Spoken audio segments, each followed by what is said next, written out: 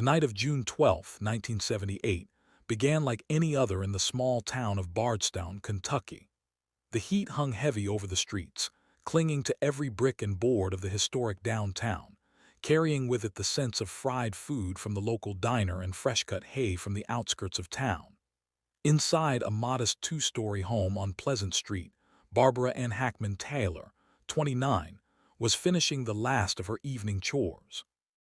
A nurse by profession, she had just returned from the local hospital where she worked long, exhausting shifts, often running on little more than coffee and determination.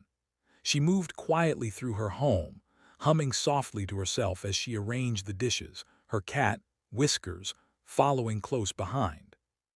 Barbara's life had always been a careful balance of responsibility and personal freedom.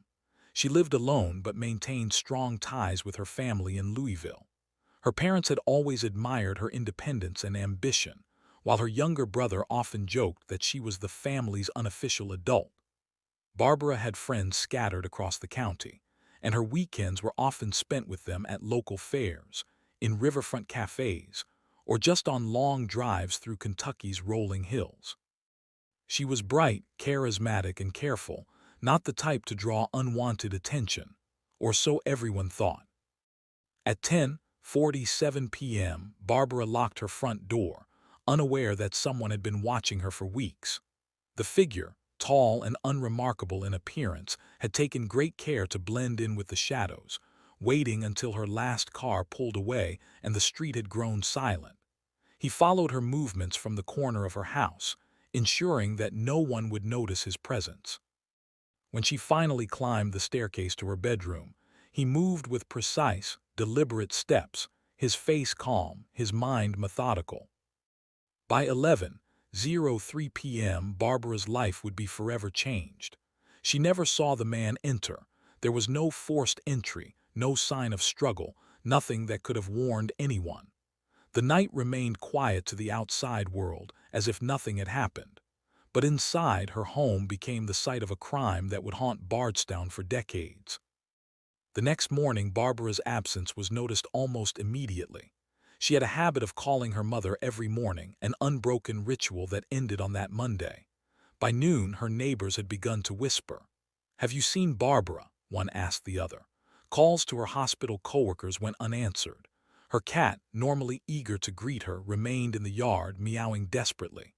Concern turned to alarm, and by 3 p.m. a search party had formed. Friends, neighbors, and coworkers scoured the streets, calling out her name, checking her usual haunts, but Barbara was gone. Weeks turned into months and months into years. Investigators arrived, interviewed neighbors, colleagues, and family, but every lead dissipated into nothingness. The case went cold, a faint shadow hanging over the small town. Theories abounded. Some whispered that Barbara had run away, tired of the pressures of adult life. Others feared something darker. Her family refused to believe she could vanish willingly. Her mother, Helen Taylor, often spent nights staring at the ceiling, imagining what might have happened, each theory darker than the last. Her younger brother, Carl, buried himself in work, but the gnawing uncertainty never left him. For decades, the man who had taken Barbara's life walked freely through the same streets he had once observed. No one suspected the mild-mannered mechanic who helped elderly neighbors with their cars, or the community volunteer who spent weekends fixing playgrounds. The killer blended into society, leveraging the very trust and routine of small-town life to remain invisible. He watched as memorials were created in Barbara's honor, as flowers were placed at the hospital, as her story became a cautionary tale in Bardstown's history classes. He smiled, shook hands, and nodded politely, all the while carrying a secret that would finally unravel decades later. By the early 2000s, cold case units across Kentucky had begun reviewing unsolved murders with fresh eyes. Barbara's case was highlighted for its unusual circumstances: no forced entry, no immediate suspects, and an overwhelming lack of physical evidence. It was frustratingly clean, almost surgical in its execution, and investigators began considering new forensic methods that could extract information from what little existed. In 2018, after 40 years of frustration, the Bardstown Police Department partnered with a private lab specializing in genetic genealogy, a cutting-edge method that had already solved several cold cases nationwide. Tiny traces of DNA recovered from Barbara's clothing and personal effects were carefully packaged and sent to Virginia for analysis. The laboratory received fragments so degraded that most forensic experts would have considered them unusable, but advances in amplification allowed the team to build a partial DNA profile. Detective Corinne Mitchell, who had taken over the case in 2015, recalled the moment she received the results. "I opened that email and felt a rush of disbelief. It wasn't a perfect match, but it was close enough to give us a lead, one we hadn't had in over 4 decades. Using distant relatives identified through public genealogy databases, the lab painstakingly constructed family trees, working backward through census data, birth certificates, marriage records, and death records. By early 2019, they had narrowed the field to a handful of men who fit the genetic and geographical profile. One name stood out: Richard Harmon, a 72-year-old man who had lived his entire life in Bardstown. Once a promising young teacher in the 1970s, Harmon had shifted careers, eventually becoming a mechanic, a local volunteer, and a church elder. At first glance, he seemed like a pillar of the community, but the genealogical evidence was clear. DNA collected covertly from discarded items, including coffee cups and envelopes, matched the partial DNA profile from Barbara with overwhelming certainty. Detective Mitchell and her team prepared meticulously. They understood the magnitude of what they had uncovered. A man who had built a reputation of trust and service, now revealed as someone who had committed a horrific act 4 decades prior. On a chilly morning in February 2019, Harmon was arrested in his driveway, his composure eerily intact, the same calm demeanor that had allowed him to walk unnoticed among neighbors for decades. Word spread quickly. The Bardstown community, still haunted by Barbara's disappearance, struggled to reconcile the kind face they had known with the monster now revealed. Former colleagues, neighbors, and even family members expressed disbelief. How could someone so integrated into the fabric of their lives carry such a secret? Meanwhile, Helen Taylor, Barbara's mother, received the news at her assisted living facility. She had waited 41 years for this day. As Detective Mitchell explained the evidence, Helen's hands trembled but her voice remained steady. "I knew I would see this day," she said simply, a statement of patience, perseverance, and an unshakable belief in justice. The arrest marked the beginning of a series of revelations. Investigators uncovered more evidence connecting Harmon to the crime scene, including previously overlooked items in storage that contained traces of Barbara's hair and clothing fibers. Psychological profiles indicated that Harmon's meticulous public persona had masked a long-standing obsession, one that ultimately culminated in Barbara's tragic murder. Barbara's story, once an unsolved tragedy, became a turning point in forensic science in Kentucky. The Bardstown Police Department used the case to train officers in evidence preservation, DNA collection, and modern genealogical techniques. Community awareness campaigns highlighted the importance of reporting unusual behavior, while local schools incorporated Barbara's story into lessons about safety, ethics, and vigilance. Even after the arrest, the town felt the weight of decades of silence. Residents grappled with the duality of human nature, the shock of realizing that someone capable of unimaginable cruelty could live quietly among them.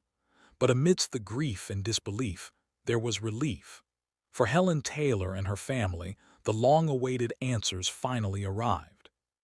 Justice, delayed but not denied, had closed a painful chapter while ensuring that Barbara's legacy would endure, not just in memory, but in the lessons her story imparted.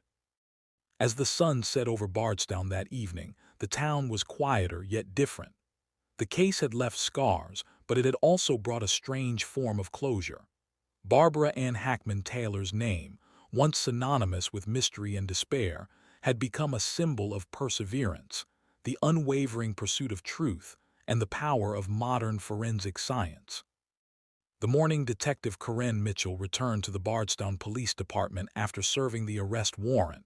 The air in the office felt heavier than usual. Richard Harmon, 72, had been cooperative, almost eerily calm, as if he had rehearsed this moment for years. But calm was only a mask. Behind it lay decades of deception, secrets meticulously hidden, and a town about to grapple with truths it was unprepared to face. The interrogation room was small, the kind of space designed to make even the most confident suspect feel confined. Harmon sat quietly, his hands folded neatly on the table, eyes steady.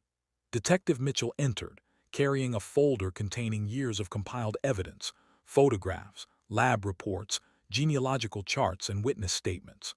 The room's fluorescent lights cast harsh shadows across Harmon's face, revealing a mixture of resolve and subtle anxiety that no one else could detect. "You know why you're here, Richard," Mitchell began, her voice firm but controlled. "We have DNA evidence linking you to Barbara Hackmann Taylor's murder. Do you understand the gravity of what you're facing?" Harmon's lips twitched, almost imperceptibly, before he spoke. "I've waited for this day, haven't I?" he asked, his voice calm but carrying a strange undertone, as if he were both reflecting and deflecting simultaneously. Over the next 6 hours, Mitchell and her team meticulously went through the timeline of Harmon's movements in June 1978. They reconstructed every known fact: the days he spent at his mechanic's shop, the neighbors who had seen him tending to elderly clients, the friends who had invited him to church, the seemingly mundane errands that had been meticulously logged in his journals. Every action had been carefully documented in the original investigation, yet none had ever led to him. Now, with DNA confirmation and genealogical mapping, the narrative shifted. Harmon had been overlooked not because of incompetence, but because he had mastered the art of invisibility. He was, as Dr. Elaine Carver, a forensic psychologist consulted during the reinvestigation, would later explain, the quintessential hidden predator, someone who manipulates trust, masks obsession, and blends into ordinary life until decades later, science exposes the truth. Detective Mitchell's team began re-examining old evidence. A leather glove found near Barbara's body, once assumed to be unrelated, was now a key piece. Fibers recovered from it matched traces in Harmon's workshop, fibers that had lain dormant for 40 years. Every discarded item, every scrap of overlooked evidence, suddenly became critical. The investigation moved forward rapidly, bolstered by the convergence of traditional detective work and modern forensic technology. Public reaction was immediate once news of the arrest leaked. Bardstown had always believed in the safety of its quiet streets, the reliability of its neighbors, and the decency of long-standing community members. To learn that Harmon, a man so woven into the town's fabric, could be responsible for Barbara's murder was incomprehensible. Former students of his, elderly neighbors he had aided for decades, and even his church community struggled with disbelief. "He always helped with the food drives," one neighbor said. "He never seemed the type." Yet the evidence was undeniable. The court proceedings were a spectacle in themselves. The small Kentucky courthouse could barely contain the crowds. Reporters jostled for position, cameras rolled, and townspeople craned to see a man who had once been their trusted neighbor, now standing accused of the most unimaginable act. Inside, Harmon appeared older than his 72 years, his once vigorous frame now slightly stooped, yet his eyes retained a sharpness that had undoubtedly helped him elude suspicion for so long. During pre-trial hearings, Mitchell's team presented the depth of their investigation.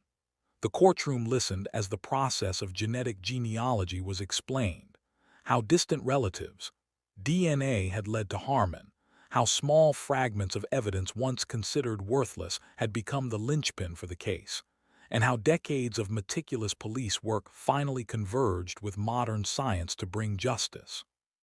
The story of Barbara's disappearance transformed from a cold case to a cautionary tale of persistence and scientific advancement. Meanwhile, the emotional toll on Barbara's family was immense. Helen Taylor, now in her mid-70s, attended every hearing she could. Sitting quietly in the back row, her hands folded in her lap, she reflected on the decades spent in uncertainty and grief. Her daughter-in-law often helped her manage the emotional roller coaster, but the pain of loss was a shadow that would never fully disappear. Carl, Barbara's younger brother, had spent 41 years suppressing anger, despair, and helplessness, only to have it all resurface as the courtroom proceedings unfolded. Yet amidst the pain, there was a strange solace. The painstaking reconstruction of events allowed Barbara's family to understand, at least partially, what had occurred that night in June 1978. Investigators revealed that Harmon had stalked Barbara for weeks, learning her routines, memorizing her routes, and exploiting gaps in her life that no one else could anticipate. The murder had been deliberate, calculated, and executed with cold precision, a fact that both horrified the community. Evidence presented in court included Harmon's journals, previously ignored, in which he had documented minor details of Barbara's life, her favorite coffee order, her work schedule at the hospital, and even her interactions with friends. Combined with the physical evidence, these journals painted a chilling portrait of obsession and premeditation. He studied her life like it was a project, Dr. Carver explained during expert testimony. The depth of planning indicates someone who compartmentalized normal life from deviant impulses, a duality that allowed him to maintain a facade of normalcy for decades. Witnesses came forward, recounting seemingly insignificant interactions from decades past that now gained new meaning. A neighbor recalled Harmon asking for help carrying boxes, which he insisted were heavy, but were apparently an excuse to gauge Barbara's strength. Another former colleague noted that Harmon had often volunteered for shifts he didn't need, positioning himself near Barbara without raising suspicion. These fragments, once dismissed, were now pieces of a larger mosaic of manipulation and predation. Outside the courtroom, the Bardstown community wrestled with complex emotions. Anger, betrayal, and disbelief were mixed with relief that the case had been solved. Public forums were held to discuss safety, trust, and the importance of vigilance, as well as the transformative role of modern forensics. Local schools invited Detective Mitchell to speak to students about evidence preservation and the ways technology can uncover truths even decades after a crime. Barbara's story also inspired forensic scientists across the country. Her case became a teaching example, illustrating the fusion of old-fashioned detective work with cutting-edge DNA and genealogical analysis. Scholars praised the Bardstown Police Department for their dedication and tenacity, noting that few cold cases ever receive resolution after more than 40 years. Yet the human element remained at the heart of it all. For Helen Taylor, the solution brought mixed emotions. The arrest confirmed her daughter's fate, a painful truth, but it also validated the years of uncertainty she had endured. "I finally know who did this," she told a local reporter, her voice steady. "It doesn't bring Barbara back, but at least I can rest knowing that justice was served." Carl, for his part, found a strange sense of closure, though the wound of loss remained raw. He had spent years imagining scenarios, building theories, and now the reality was both more tragic and more precise than he could have imagined. The final months before trial were filled with discovery, expert testimony preparation, and meticulous documentation. Mitchell's team ensured that the chain of evidence was airtight, understanding that decades-old cases are often challenged for procedural errors. The goal was not just conviction, but to create a historical record that would honor Barbara's life, her contributions, and the decades of persistence that had finally unearthed the truth. As winter gave way to spring in 2019, Harmon's trial began. The prosecution laid out a timeline spanning 4 decades, highlighting not only the crime itself, but the intricate web of deceit that had allowed him to remain undetected. Witnesses from the original 1978 investigation were brought in, their memories refreshed by old case files and photographs.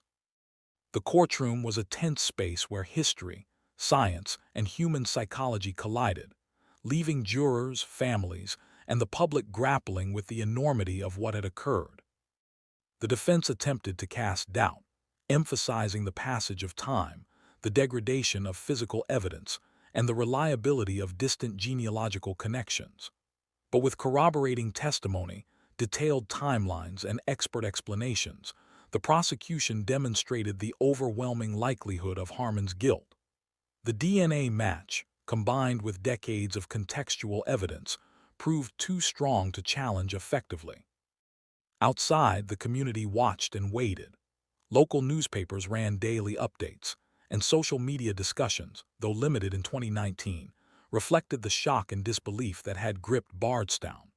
What made this case particularly compelling was not just the nature of the crime, but the extraordinary duration of the investigation, the persistence of both family and law enforcement across generations, and the transformative power of technology finally revealing a truth long buried. By the conclusion of Part 2, the stage was set for the trial's dramatic resolution.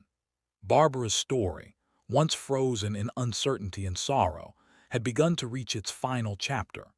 The truth was coming into focus, and the world was beginning to see not just the crime, but the decades-long pursuit of justice, the emotional toll on a family, and the chilling revelation that a trusted community member had been the perpetrator. Before we dive into the conclusion, don't forget to like, subscribe, share, and comment below. Every action helps keep stories like Barbara's alive and ensures that justice, even decades later, is never forgotten. The courtroom in Bardstown was packed the morning of Richard Harmon's sentencing. Years of careful investigation had led to this day, decades of uncertainty for Barbara's family finally culminating in a reckoning. The air was thick with anticipation, whispers of disbelief mingling with muted sobs from the back rows. Family members, friends, and law enforcement officers who had dedicated decades to this case gathered together to witness the final chapter of a story that had haunted the town since 1978. Detective Corinne Mitchell sat quietly near the prosecution team, her eyes scanning the room. For years, she had pored over evidence, retraced Harmon's movements, and painstakingly reassembled fragments of a puzzle that had seemed impossible to solve. Yet here he was, Richard Harmon, once an ordinary, unassuming man, now revealed as a predator who had taken an extraordinary and devastating toll on Barbara's life. Barbara's mother, Helen Taylor, was frail but determined. Her seat near the back allowed her to witness history firsthand. Her eyes, though tired with decades of grief, were steady, reflecting a mixture of sorrow and relief. She had waited 41 years for this moment, enduring the uncertainty and anguish of not knowing who had stolen her daughter's life. For Helen, the knowledge that justice had finally arrived was a fragile balm on a wound that time could never fully heal. The prosecutor began with a careful reconstruction of the events leading up to Barbara's disappearance. Using timelines, photographs, and evidence collected from Harmon's home, the narrative laid bare the meticulous planning and cruel calculation behind the crime. Harmon had carefully studied Barbara's routines, noted her work hours at the local hospital, and monitored her interactions with neighbors and friends. He had exploited trust and familiarity to approach her without raising suspicion, a tactic that allowed him to commit his crime undetected for decades. The courtroom gasped as the testimony revealed the use of modern genetic genealogy in cracking the case. DNA fragments, once considered insufficient for testing, had been amplified using advanced techniques to generate a genetic profile. This profile matched distant relatives in public databases, a breakthrough that would eventually lead investigators directly to Harmon. Detective Mitchell explained to the court how discarded items, once overlooked, had become the key to linking the suspect to Barbara. "It's a remarkable convergence of old-fashioned detective work and cutting-edge science," she said, her voice steady but emotional. Decades later, the truth finally found its way. The defense attempted to cast doubt on the reliability of decades-old evidence, but the prosecution's presentation left little room for skepticism. Every point raised by the defense was countered with meticulous documentation, lab reports, and corroborating witness testimony.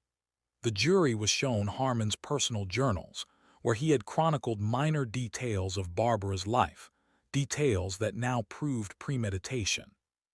Every innocuous interaction, every seemingly mundane behavior, revealed a calculated, sinister pattern. As the trial unfolded, the emotional weight of the case pressed on all who were present. Carl Taylor, Barbara's younger brother, found himself reliving each lost year, each unanswered question, and each imagined scenario that had haunted him for decades. Yet there was also a strange sense of relief, a recognition that the truth, painful, horrifying, but undeniable, had finally emerged. "It doesn't undo the past," Carl later said to reporters, "but it validates everything we felt, everything we suspected, everything we feared. We finally know." Testimonies from experts in forensic psychology illuminated Harmon's behavior. Dr. Elaine Carver explained the duality of his existence, the outwardly ordinary man who had blended seamlessly into the community while harboring violent impulses and an obsession that would ultimately culminate in murder.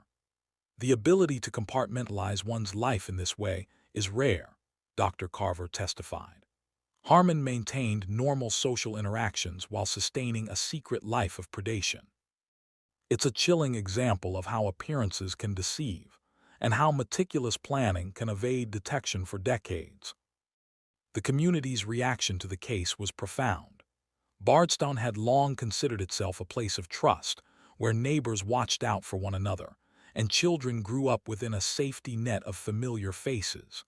To learn that a man who had lived among them, helped them, and appeared as a pillar of the community could commit such a crime shook the town to its core. Local schools incorporated discussions about the case into their curriculum, emphasizing the importance of vigilance, community awareness, and the transformative power of science in law enforcement. Helen Taylor, despite her age, delivered an emotional statement in court, read aloud by her granddaughter. "Richard Harmon took Barbara from us," she said, her voice trembling with decades of restrained emotion. "For 41 years we lived with the unknown. Today we know the truth. No sentence can restore Barbara's life, but knowing who did this allows us to honor her memory and move forward with justice in our hearts." The defense, sensing the overwhelming evidence, ultimately conceded. Harmon's legal team negotiated a plea agreement, acknowledging the DNA evidence and the exhaustive investigative work that linked him to Barbara's murder. The plea avoided the uncertainty of a prolonged trial, but did not diminish the gravity of his actions. The judge, aware of the decades of anguish endured by the victim's family, imposed a sentence of life imprisonment without the possibility of parole.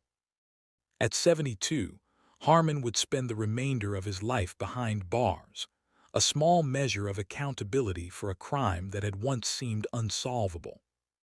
In the months following the sentencing, the Bardstown Police Department reflected on the broader implications of the case. Barbara's murder, once a symbol of mystery and fear, became a beacon of perseverance and scientific progress. The case demonstrated that cold cases, no matter how old, can be solved with dedication, innovation, and a commitment to justice. Detectives nationwide studied the case as a model for blending traditional investigation techniques with cutting-edge forensic science. The Taylor family began the slow process of healing. Memorials were held to honor Barbara's life, with friends and family recounting her kindness, her laughter, and the promise she had represented.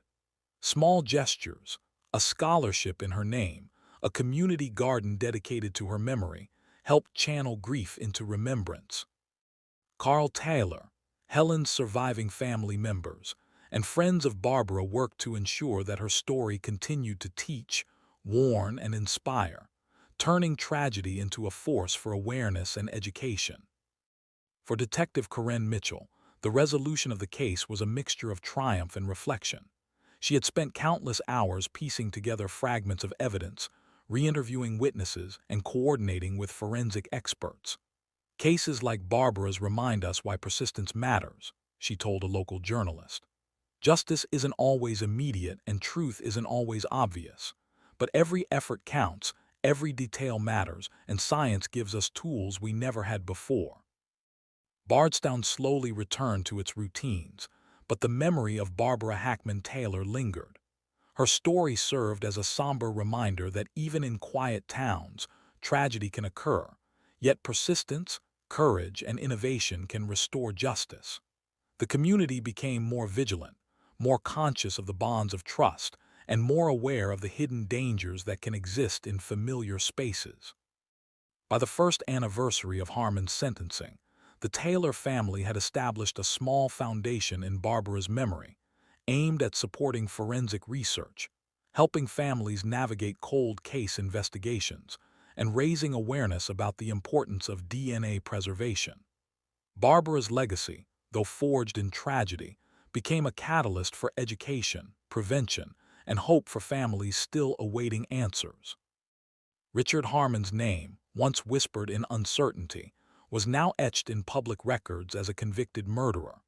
His decades of ordinary life, his seemingly benign interactions, community involvement, and appearances of normalcy were forever overshadowed by the horrific crime he committed. The juxtaposition of his dual life served as a chilling reminder of human complexity, the capacity for deception, and the need for vigilance in the pursuit of justice.